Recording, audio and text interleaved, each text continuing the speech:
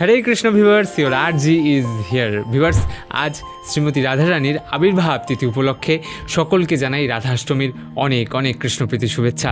ব্রহ্মবৈবর্ত পুরাণ অনুসারে রাধারানী কেবল একজন গোপীই নন, তিনি মূল প্রকৃতি, পরম দেবী এবং শ্রীকৃষ্ণের লাহাদিনী শক্তি। ব্রহ্মবৈবর্ত পুরাণের প্রকৃতিখণ্ড অনুসারে রাভেল গ্রামের বৃষভানু মহারাজ এবং তার স্ত্রী কীর্তিমতী দেবী একটি সন্তান লাভের প্রার্থনা করেছিলেন।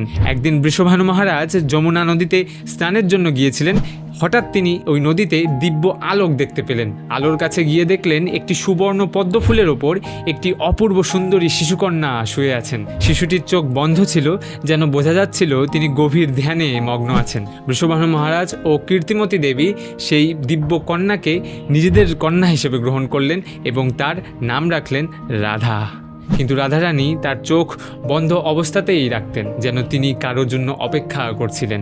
অবশেষে সেই মায়েন্দ্রক্ষণ এলো যখন শিশুস্বরূপ শ্রীকৃষ্ণ বৃষভানুর গৃহে এলেন। তখনই রাধারানী প্রথমবারের মতো তার নেত্রযুগল খুললেন। গীত গোবিন্দে জয়দেব গোস্বামী লিখেছেন যে রাধা ও কৃষ্ণ পরস্পরের দিকে তাকিয়ে চিরকালের জন্য এক হয়ে গেলেন। নারদ পুরাণ অনুসারে শ্রীমতী রাধারানী কৃষ্ণের আত্মশক্তি এবং যোগমায়া শক্তি। তার পদ্মে আবির্ভাব নির্দেশ করে তিনি পবিত্রতা ও আধ্যাত্মিক জ্ঞানের প্রতীক। এইভাবেই রাধারানী আবির্ভাব হয়েছিল। শাস্ত্রীয় প্রমাণসহ এই পবিত্র কাহিনী আমাদের ভক্তি ও ভক্তিমূলক প্রেমের পথ দেখায়। হরে কৃষ্ণ, রাধে রাধে।